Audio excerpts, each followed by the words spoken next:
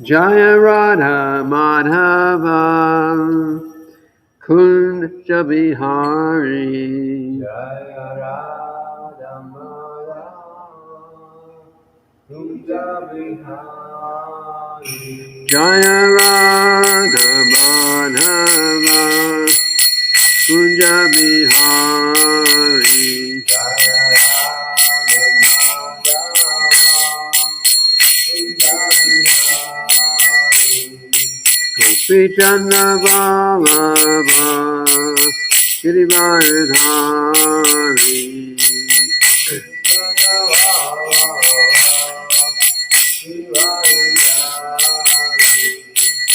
Yashoda Nandana Praja Jana Ranjana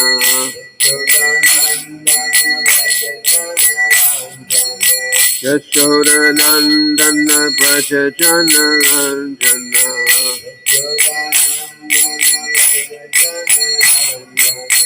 Yamuna Tira Vanachari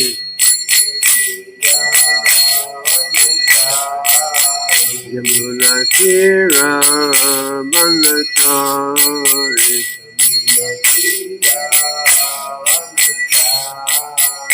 Jaya Radha Madhava Kunja Bihari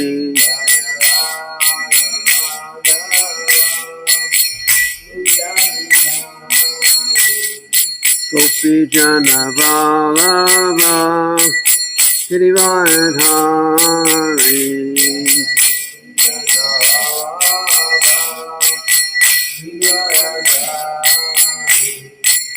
Yashoda Nandana Praja Jana Ranjana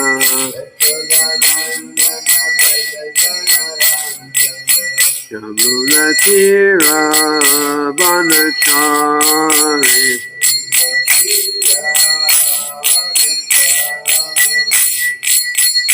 Hare Krishna Krishna Krishna Hare Hare Hare Rama Rama Rama Hare Hare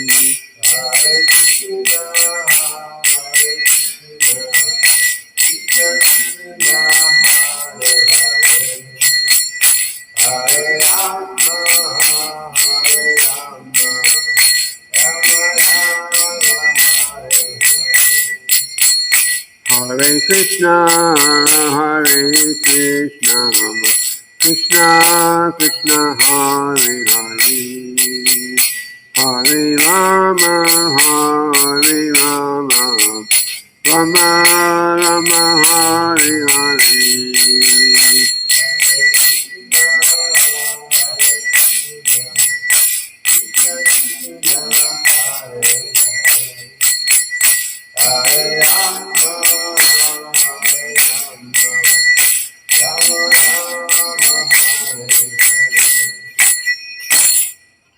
Shri Guru Prabhupada Ki Jai. Still need the Srimad-bhagavatam, some water, and fans.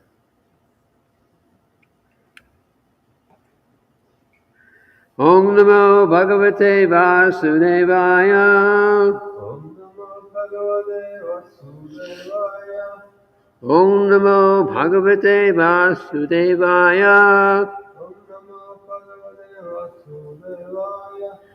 Om Namo Bhagavate Vasudevaya. Om Namo Bhagavate Vasudevaya.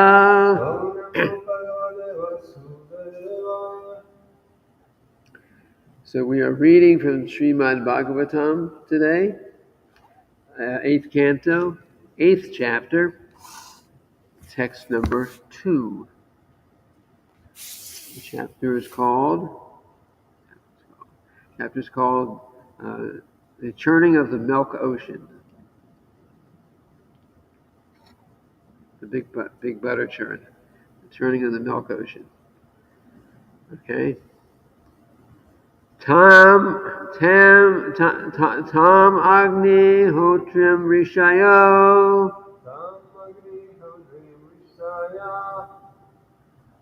Jagrihur Brahma Vadinaha Jagruhu Brahma Vadinaha Yagyasya Devayanasya. Yagnasya Devaja Yanasya. It's actually J and N with that tilde is called on it. It sounds like yeah. So like yagya.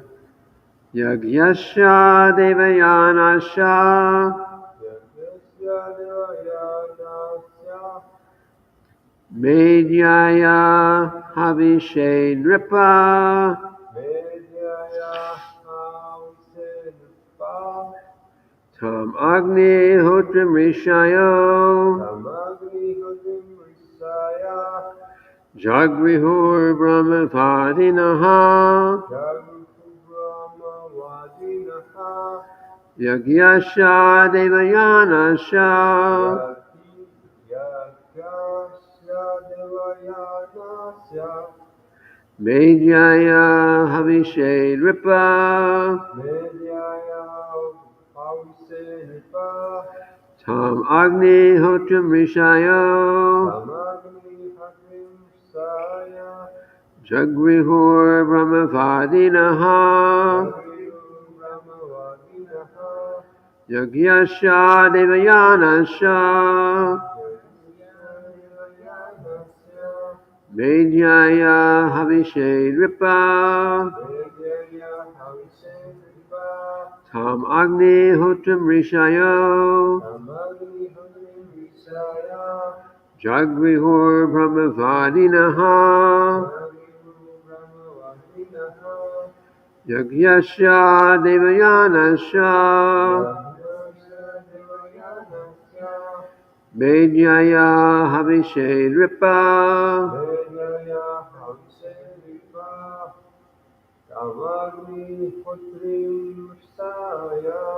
Tam Agni Hotram Rishayo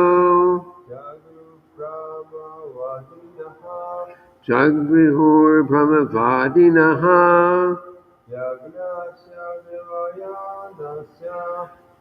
Yagyasya Devayanasya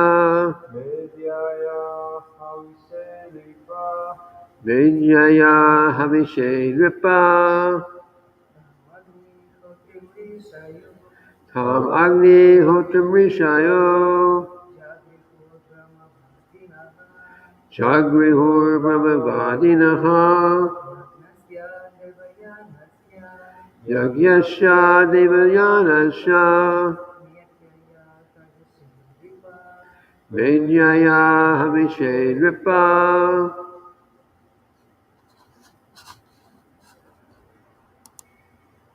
Word for word. Tam, that cow.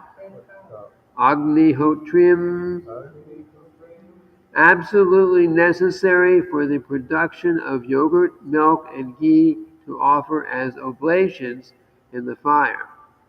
Absolutely necessary for the production of yogurt, milk, and ghee to offer as oblations in the fire. Rishaya, sages who perform such sacrifices. Sages who perform such sacrifices. Jagrihu, took in charge. Brahmavadinaha, because such sages know the Vedic ritualistic ceremonies. Yagyasha, of sacrifice. Devayanasha, which fulfills the desire to be elevated to the heavenly planetary systems and to Brahma Loka. Fulfills the desire to be elevated to the higher planetary systems and to Brahma Loka. Medyaya, fit for offering oblations. Havishe, for the sake of pure clarified butter. Nripa, O O king,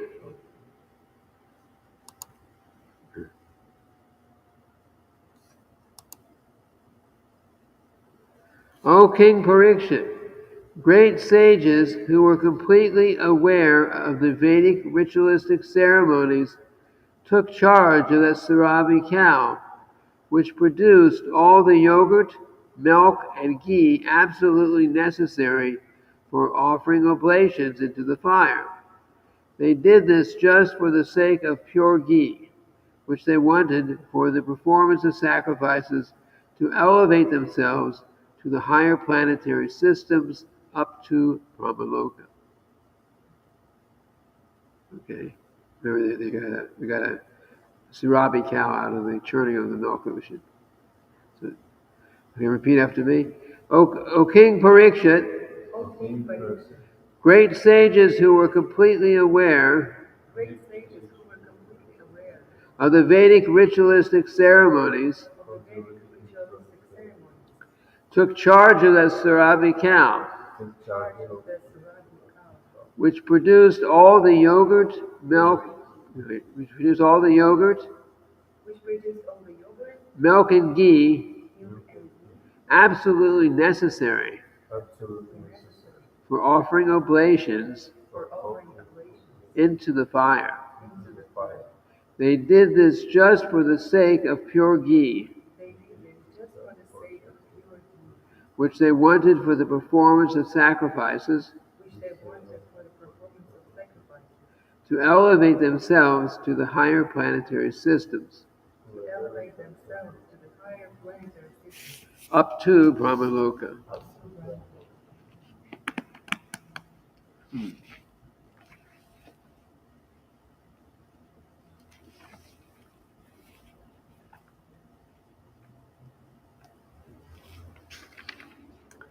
Srila Prabhupada's purport.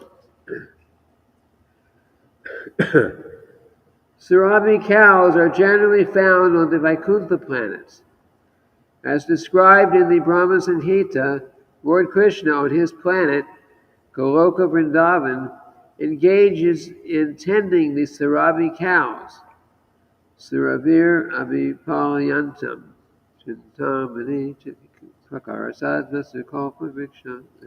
That song we sing every morning. Laksha Vritesha Surabi Ravipalayantam.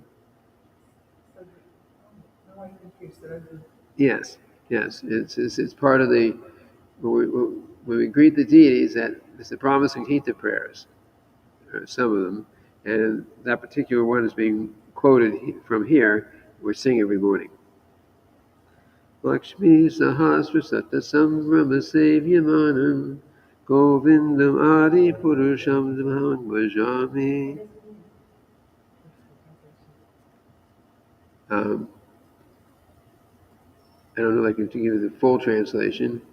Chintamani, but it should be in the songbook. We should read. You get the songbook? And we will get the exact translation.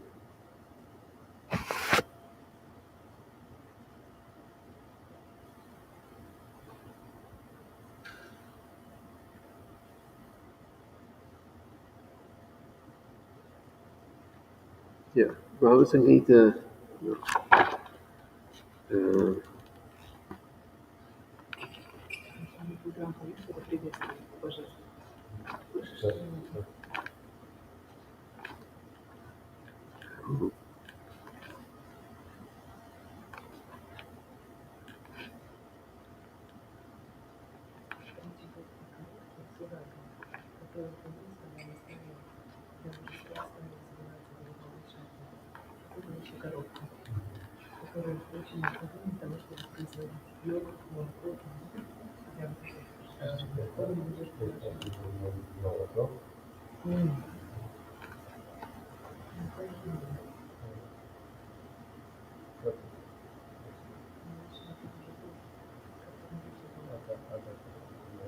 Oh, sorry.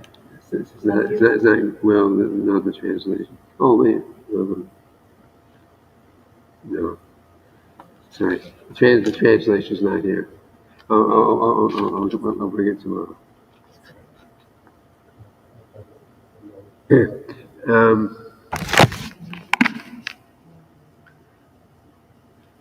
So going on, these cows are the Lord's pet animals. From the Sarabi cows, one can take as much milk as one needs, and one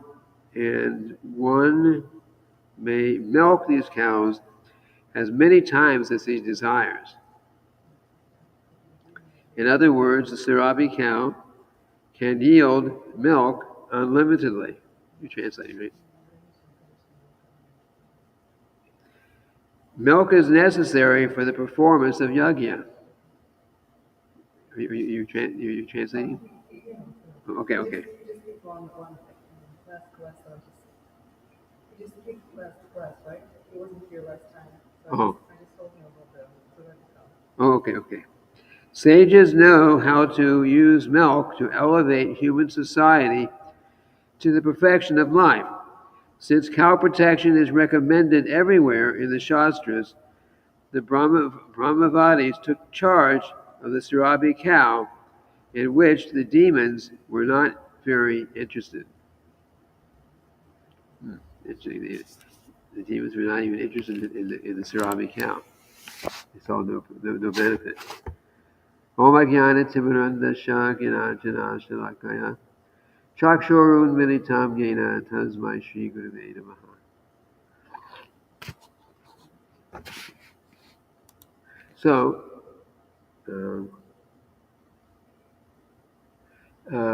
Prabhupada says that the Sarabi cows are generally found in the Vaikuntha planets. So, there's many Vaikuntha planets. There's the Lord Narayan's Vaikuntha planets. There are many of those. And then there's Krishna Loka. There's one of those. That's where Krishna in his original form is just playing with his with his devotees. And there he is eternally a cowherd boy. Krishna's a cowherd boy.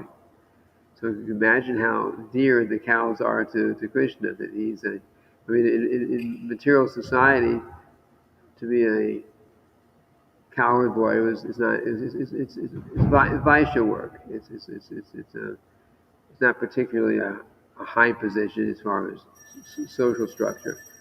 But Krishna is eternally in that position, and he has so many cows. We were saying the other day, he had Nanda Maharaj has 900,000 cows, and Krishna was taking care of them. So 900,000 cows, and all those cows had a name. Krishna, they're not numbers. They're not how people keep track of the cows these days. But they all had a personal name, and Krishna would call them by their name. Here someone might have a dog or a cat, or hey Fido, hey, or whoever they are. But Krishna has cows, a lot of cows, and they all have names. So he knows everyone personally, and of course they all know Krishna, and they love Krishna. And of course Krishna is always taking care of the cows, because in the spiritual world, then cows don't have the problem that they have here, which is that they feel that when they're at any time they're going to be taken away and they're going to be killed. They know that in the general society, not in our devotee farms, but in the general society, that's the way it works. So anyway, there's the Sarabi cows are there in the Vaikuntha planets, and in Goloka Vrindavan, he's engaged in tending to Sarabi cows. They're his pet animals, and unlike, even an ordinary cow in the material world, some cows they can produce a few gallons of milk a day. One cow. We used to have when our temple was in another location. We actually had cows. We had a little bit of land, and we were out in the place, and we actually had 4 or 5 cows. And so somebody was taking care of, some devotees were taking care of the cows. I was mostly in the kitchen, so I was cooking the cooking using the milk, making the milk sweets we make now. We made it with the fresh cow's milk then. We didn't have to buy milk, at least not for the milk sweets. And we, we would also make big pots of yogurt. As you mentioned here, yogurt. We made we had 7 kinds of milk sweets. We only have 3 these days, but we had 7 kinds then, and it was a nice situation. And it said, in the verse, it actually says that that produce yogurt, milk, and ghee, absolutely necessary for offering oblations into the fire. I don't really know about offering yogurt into the fire directly. The whole point here was ghee. But the system is, if you're making ghee if you're making butter rather, if you're making butter, I don't know how they do it in the society now, but if we read about in in Krishna book, it's mentioned that the churning yogurt and making butter. So, but it's not just any yogurt. It's not just you just go to the grocery store and buy a pot of yogurt. It's our blending it up or churning it in some way. It's going to turn into butter. The system is, and I did this to a little bit of degree, but a little bit because we didn't have huge. We had enough milk, but we didn't. Only a portion of that is can be made into butter. So you take butter. You take milk, and you boil the milk first because you want to make sure that it's like sterilizes it so it lasts longer. Otherwise, it'll spoil very quickly after it's been collected from the cow. And then you boil the milk for that purpose. And then when it cools off, and you put it in the refrigerator, then the cream flows to the top. And modern times you get milk. It's called whole milk. It's called whole milk, but it doesn't have any cream in it. Maybe you get 2% cream is considered low fat. Maybe you get 3% cream is they call whole milk. But in reality, if you had a pot of milk this deep, you had this much cream on the top, thick cream. So you would have so we take that cream on the top, skim it off, and heat it up like you would make yogurt. You heat it up and make it and let it cool off to the right temperature. Put in a yogurt culture, and then you make yogurt. And then you took that yogurt, and then you churned it, or we didn't actually have a butter churn, but if you put it in a blender, it'll do the same thing. And it actually turns into butter and buttermilk. Yeah. And you can also make yogurt from tamarind. No, culture it. Tamarind. Prabhupada mentions this in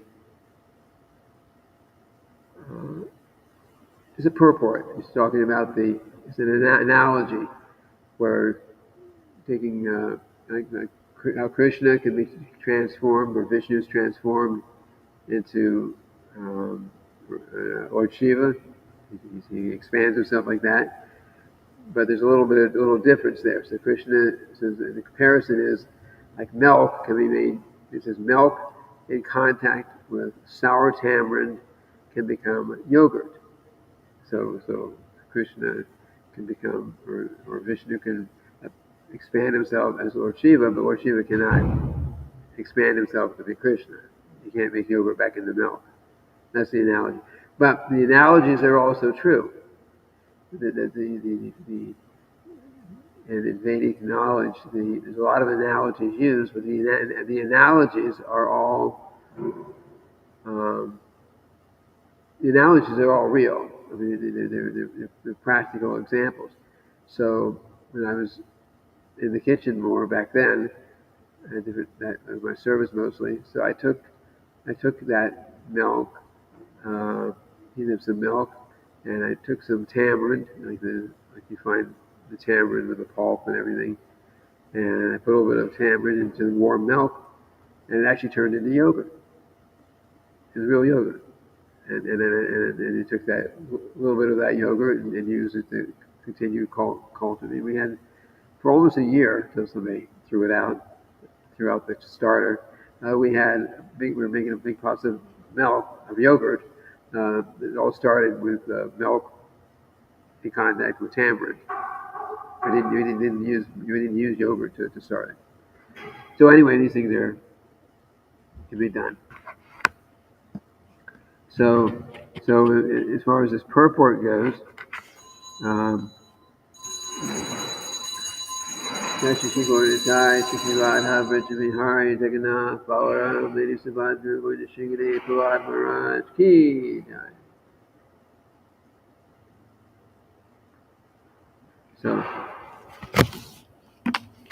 So here the great sages, they're interested, especially in the translation here. Is mentioned here? It mentions they got the Sarabi cow, and they got the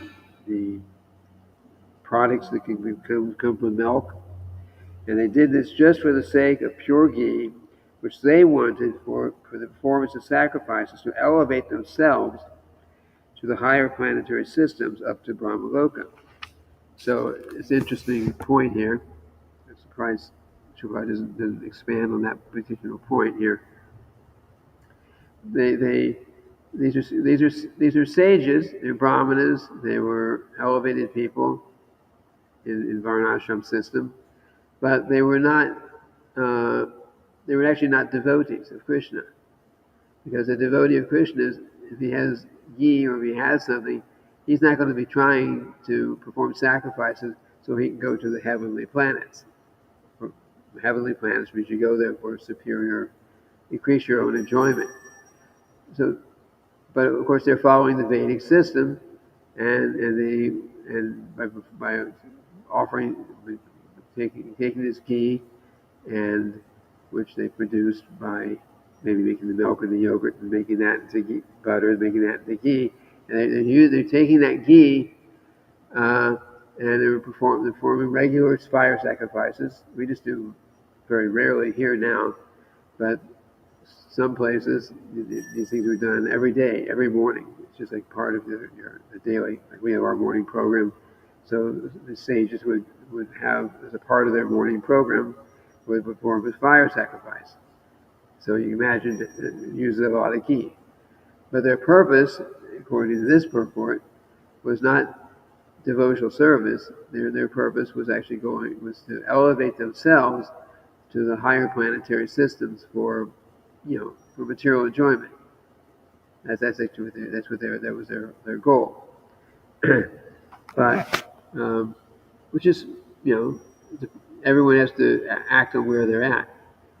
But of course, the higher planetary systems are also temporary. So if one elevates himself to anywhere in the higher planetary systems, you'll get a long duration of life. You'll get a level of sense gratification that you can't even imagine right now. But but it's temporary. it's temporary as we as we experience, because time is relative. So what we experience today is 100 years of our time. If we happen to still live, someone might still live to be 100 years old. So we live to be 100 years old. What we experience is that kind of duration of life. They experience the same thing, but time is relative. So their 100 years to them goes just as fast as our 100 years here. Even though their 100 years might be tens of thousands or millions of years of our time, but their time is relative. Actually, it's Albert Einstein, a material scientist. He theorized like this. He didn't know about how time is relative. Time goes at different speed in different places. But it's a fact. So, but the problem is that you go to the heavenly planets and you enjoy for a long period of time, but in due course of time, you used up your pious activities that you got from all this performance and sacrifices, and when you use it up, you got to come back down, and then and you land wherever you land. So maybe you come back down to Earth, or wherever you land, and then again you have to. You got another choice. What you're going to do? You're going to go up, or you're going to degrade yourself and go down, or you're going to just stay around in the material platform. But no one can stay in any high or low material situation permanently. Of course, that means also not, if someone goes into some very difficult, hellish situation, that is also temporary, and then in time they'll get up. There's no such thing as an eternal hell. Sometimes the religions will teach like that. You have to act according to our religion, otherwise you suffer in hell eternally. Eternal is a long time. But that's the teaching. You got one chance, one opportunity, and if you don't get it right this time, then you're going to suffer forever, eternally. But it's not like that. Vedic knowledge it's different. Vedic knowledge says that there are higher planets, there are lower planets, there are middle planets. We are eternal, and all those other planets are temporary. And we may go up, we may go down, and we have been going up and down for millions and billions.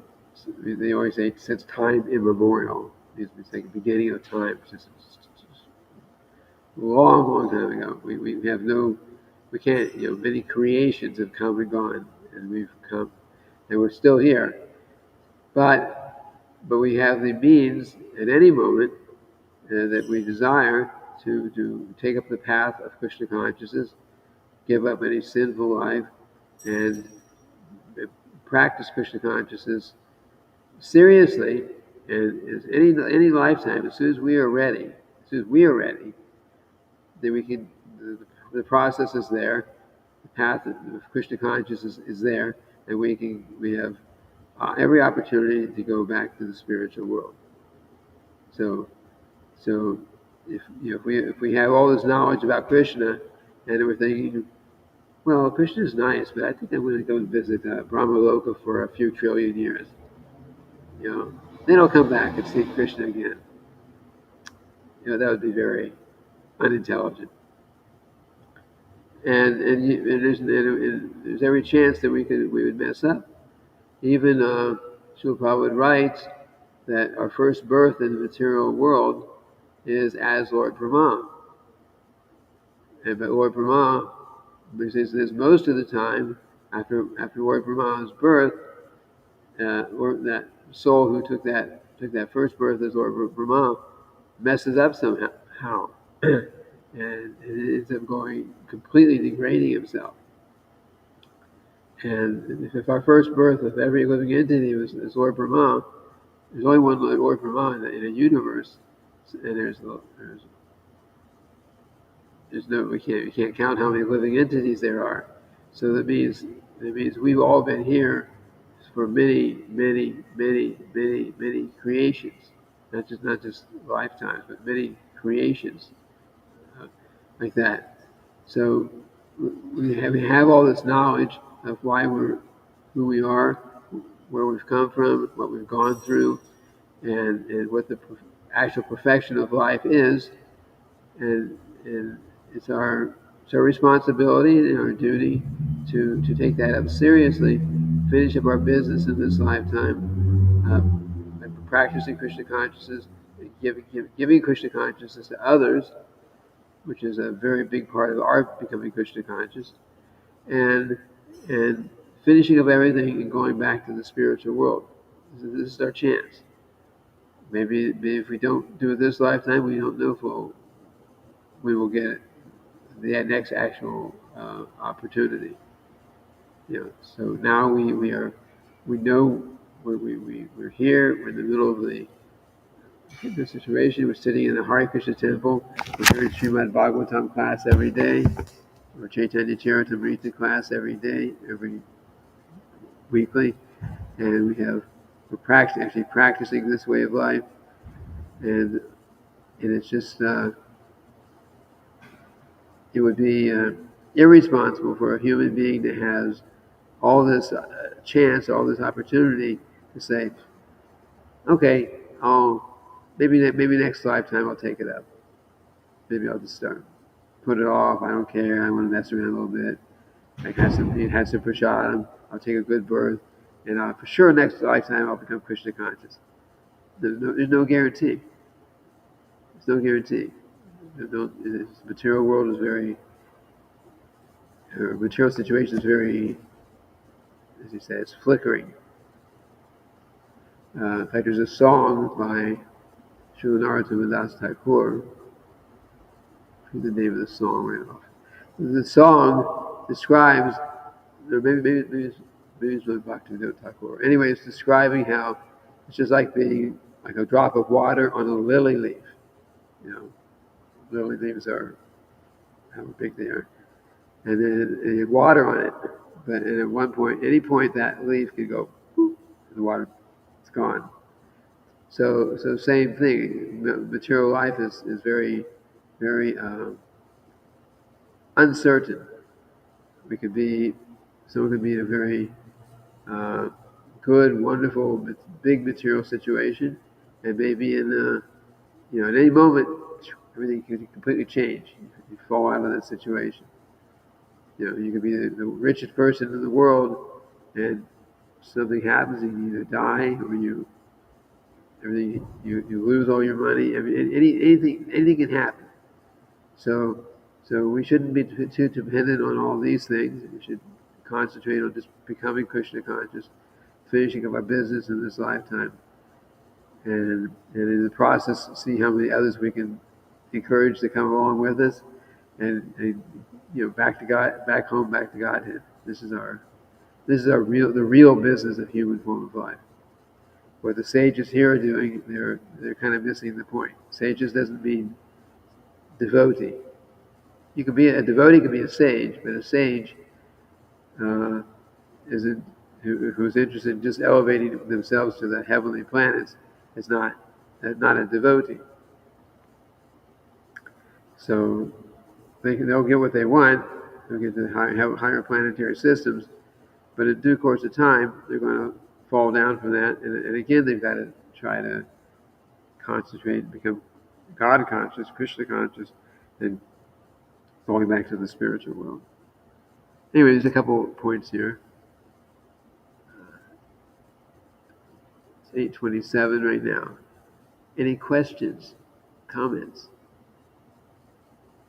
I think Sarah had a question about the ocean. Yeah, he asked why has been the ocean of milk? Why? Why does it exist? The ocean of milk? Why does it exist? Yeah. I told him that's where the Vishnu Yes, on a certain planet within this universe, Lord Vishnu is there, and on that planet, but why is it so? The ocean of milk in particular. I'm not understanding the question. Why does it Why exist? is the ocean of milk, not water or anything else? Oh, because Lord Vishnu likes milk. I don't know. We have to ask Lord Vishnu. Why did you create an ocean of milk here? You can have Because because, so because, many other things came out of this ocean. yes, yeah. At the recommendation of Lord Vishnu, they're doing this, and all kinds of things are coming out, material things. Actually, everything that's coming out of this is material.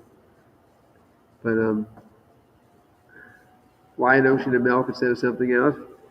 These other oceans also exist, but his ocean is milk. There's also there's an ocean of liquor. There's an ocean of, I look at the fifth canto. It's described. There's a whole description of the structure of the universe, which is much different than what modern science says. And there's a body of land called that we are. It's like the middle part of the middle planetary system. It's called Bhumandala, and Bhumandala is there's a mountain, and there are different oceans around. They go all around the mountain. There's an ocean, and then land, and a ring of ocean, and a ring of land. It's all described. And each of those oceans, one's a saltwater ocean, one's a liquor ocean. Uh, I don't remember the other ones. There's several of them. There's several different kinds of oceans that are there. But this is not something that we can see from here. In the higher planetary systems, they can see it.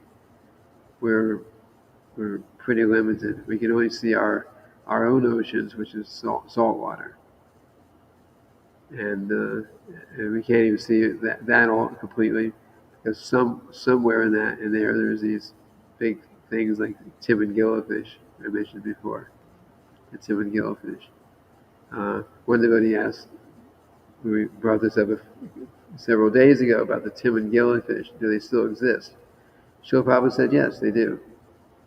We may not be able to see them, we may not know where they are, but they still exist. In fact, every species of life don't go extinct. They don't actually go extinct. There's 8,400,000 species, and they are they're there. They may be. We may not. There may be a greater amount. There may be a lesser amount of them around, but we may not know where they are. Srila even mentions a water elephant, an elephant that like lives underwater. You see, so I've never seen one, but I've never seen a Tim gillowfish either. So, but from Vedic knowledge, we can understand that these are part of the species of life that exists, 8,400,000 different species, and they're existing somewhere, and the Tim gillowfish is mentioned. Yes, it was a purport where it was quoted. Maybe I have. No, if I look at it right now, I'll lose the live stream that I have it on my computer. The quote. Lord Ramachandra, maybe a million years or so ago, when Lord Ramachandra appeared, it says that he, when he was going to cross the ocean to get to where Ravana was living, then he was going to they wanted to build a bridge across the ocean with stones, which they did, but he wanted the ocean to support these stones and like that to make them float, and so the ocean was not cooperating at first because there's a personality in charge of the ocean, Varuna. So he was not cooperating at first. So Lord Ramachandra says he just looked in his anger over the ocean. The whole ocean became very agitated. Like our ocean gets agitated when there's a hurricane coming in like that. So it got really agitated, and all the living entities, including the Timon gillyfish, were agitated in that situation. So that place is on this planet. The Lord Ramachandra appeared, and Srila Prabhupada says yes, and that living entity still exists. That kind of living entity still exists. He didn't say exactly where, but it would be on this planet. It's just that people don't know where to look. So they exist. All these species of life continue to exist, and every once in a while somebody comes across some new species of life that they've never seen. So the 8,400,000 species of life, they eternally exist. I mean, they may be destroyed when the material world is destroyed, but when it's created again, those kind of bodies are all there again. And so there's always the same number of species of life, and they continue to exist. So this thing of dinosaurs and certain things that they say are extinct, that we have to find big bones for, they're not extinct. We just don't know where they are right now. There's parts of this planet that no one's ever gone. So I can't tell you where they are, but Shilpa says they're actually not extinct. They're not extinct. He also mentions that there are eagles, eagle, like a Garuda, who's his Lord's carrier, who can fly. Of course, Garuda was mentioned in this previous chapter. He carried a big mountain, the Mandala mountain that they're using for churning. So Garuda was. So not only can Garuda fly here and there, but he lives on another planet. He flies there. He flies from there to here. Now, I can't explain how a bird can fly in the air where they say there's no air out there, but there are a lot of things that we can't explain. So it says he could fly from one place to the other. He can here, go somewhere else and eat, go somewhere else and sleep. So there are birds like that. And Garuda is such a bird like that. So if we accept the Vedas as they are, which it's important that we try to, then there's a whole lot of knowledge that the people would never even dream of, and would never be able to understand, would never be able to figure out. Because who sees an eagle that's so big he can carry a mountain? But that's what he did. He carried this huge mountain and put it on the back of this huge tortoise, this huge turtle, the incarnation of God, that was 800,000 miles wide. 800,000 miles wide. It's 100 times as wide as the Earth. Of course, this was not on Earth. This is a Srimad-bhagavatam planet. But so there's a lot of extraordinary things that you have to have at least a little faith, that okay, I just accept this. I can't understand it, but I accept it's true. I went over time. Any other questions? Just make sure no one here had a question.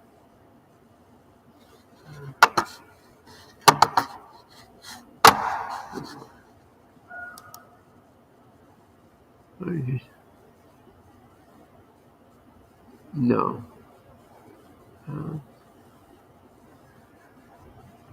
Okay, so there's no questions. Then we'll end here. Tomorrow we'll read from the Chaitanya Charitamrita. We're still on chapter 1 about the spiritual master. Srila Prabhupada ki jai.